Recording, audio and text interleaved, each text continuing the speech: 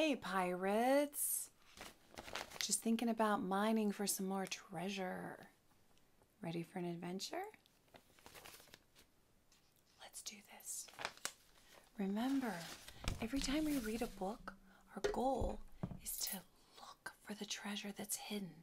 Some other author has gotten there first, but when we go into the pages of their book, when we fall between the covers, we have the opportunity to not just find ourselves, but find our way into some kind of trick, some kind of treasure of the craft. If we want to be really profoundly influential and good writers, the key is reading. Reading and reading and reading. A whole lot of different text types. Whole lot of different kinds of words. Authors we're not crazy about. Illustrators that maybe don't really resonate with us.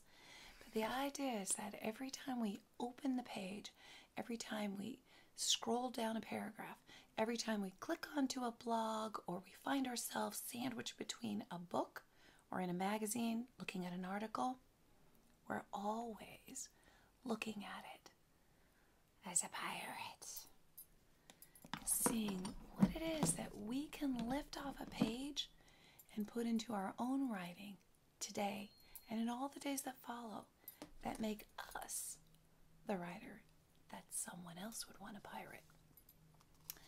The book I am reading today is called My Heart. It's by Corinna Luyken, and I found it for my oldest son. We went one day and he was doing playing some special games with a special learning assessor to help us figure out why he was having such a hard time at school. And afterwards we went into a little shop and we had some lunch together and we spent some time as a mom and a son. And when I found this book, it touched my heart and I wanted to get it for him. And today I wanted to share it with you. My Heart by Corinna Luyken. Now this book has a jacket on it, and the jacket is not mirrored on the hard cover. So here's the jacket, and I'm going to take it off. It had the title on it, so I needed to leave it on so that we could read the title. But when you see the book, you'll see why I needed the jacket on it. And when we read, the pages rustle, so you'll know why I wanted to take it off.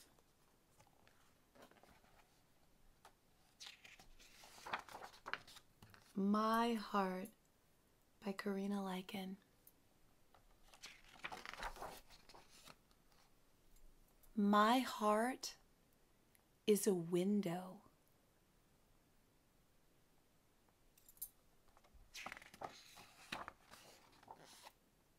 My heart is a slide.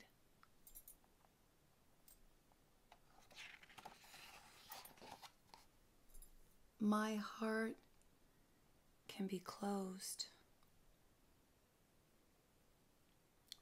or opened up wide.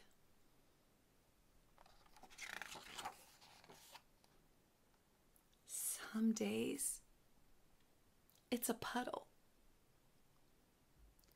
Some days it's a stain. Some days it is cloudy and heavy with rain.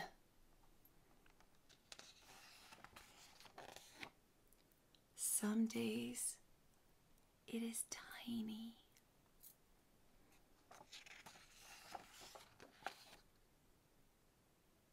But tiny can grow.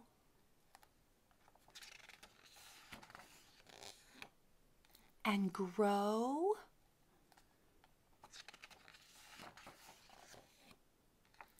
And grow.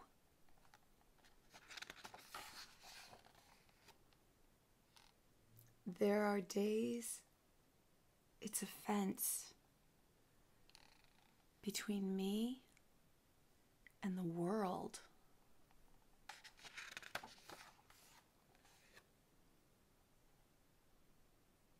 days it's a whisper that can barely be heard.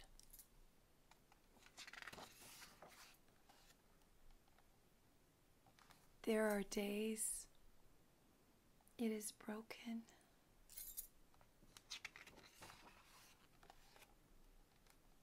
But broken can mend.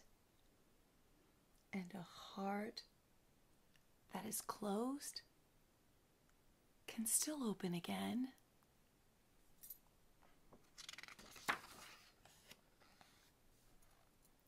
My heart is a shadow, a light, and a guide.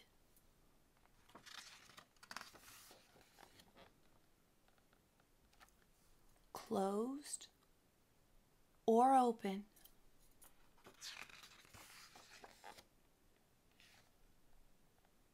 I get to decide.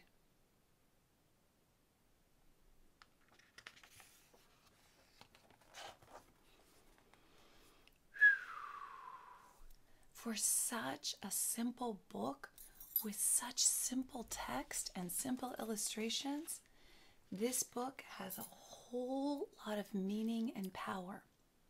So as pirates today, one of the things I want you to think about is how sometimes more is just more.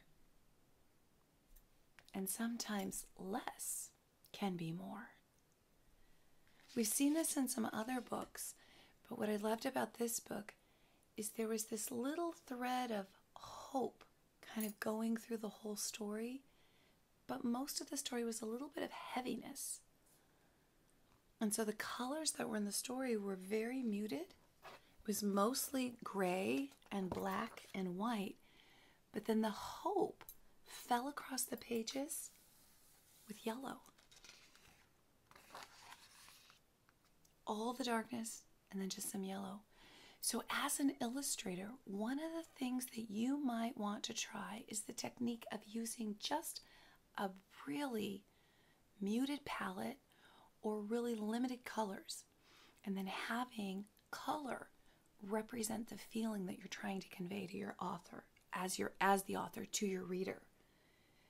And also using large space without a lot, and then putting your idea really small, because what it captures for us as readers is how big the feeling is and how small we are in it.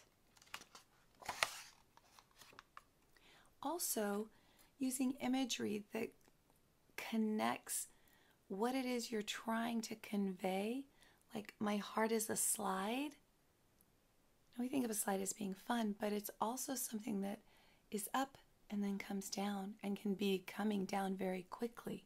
So sometimes you can be super happy and then all of a sudden you are not. It just happens so abruptly. Or you start out in a rough place and you end up in a positive place. So think about the things that the author, who was also the illustrator, she did the two big jobs in this book, did to help us feel what her heart felt. Usually when we read books about the heart, it's happy and positive and good, and those are all really important. But sometimes heavy topics, difficult things that we all need to know about and talk about and be aware of, can live on the pages of the book. Now, this was not a personal narrative. This was not a fictional narrative. This was more like poetry. Simple text, spanning across multiple pages to kind of carry the message of feeling what someone's heart feels like. One of the ideas that I love about this is how it can go into emotional and social and intellectual learning. In our class, we call that SE or ESI, emotional, which is what we are first, how we feel. Social, how we relate to other people. And intellectual, what we think, and all the learning that's tied into that. So what I brought was a heart, and inside of our hearts We metaphorically, we don't really hold these things. We hold them as ideas. But inside of our hearts, we keep important things stored. Like love. That lives inside of our heart. And joy. That lives inside of our heart.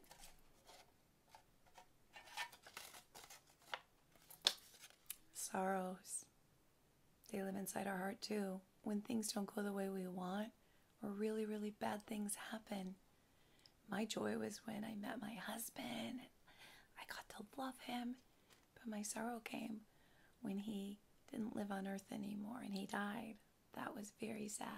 And that lives deeply in my heart forever.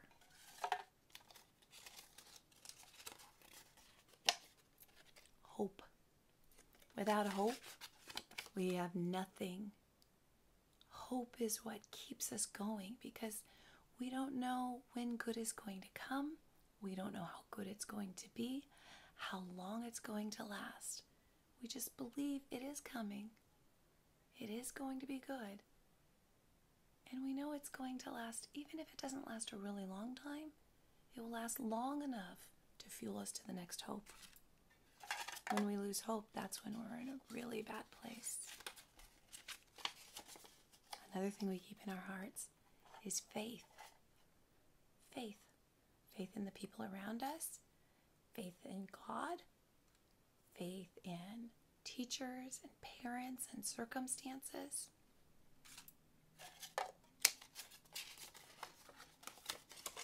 We also keep our desires, all the things that we want, the things we hope to get, the things we work hard to get, the things that we love. And this isn't all the things, your heart isn't empty, but this is just some of the things that I keep in my heart. Dreams. Dreams of the life beyond this day. And with the pandemic, we all have dreams of one day returning to school, returning to our jobs, playing at the park, going into a store, not wearing a mask, going to the beach, going to the mountains, going to grandma's. Not having the concern that we might get sick or might carry a sickness that might make someone else sick. That's one of our dreams. And we have hope that it will happen. And faith in those who are working on finding a way to keep us all healthy and safe so that our joy can return and we can be with those we love in a greater capacity. That encapsulates most of our desires. I loved sharing this book with you. It was an amazing story. Such a simple story. You can see why I wanted it for my little boy, right? Yeah. Yeah. When you're having a hard time, your heart is what you're mostly aware of. So thanks for sharing this story with me, pirate readers. I look forward to sharing another story with you on a different tape. Until then, here's lots and lots of stories filled with wonderful, wonderful words that are special, that fill up your heart with joy and your mind with really great ideas so that you can craft some stories too. Super Teacher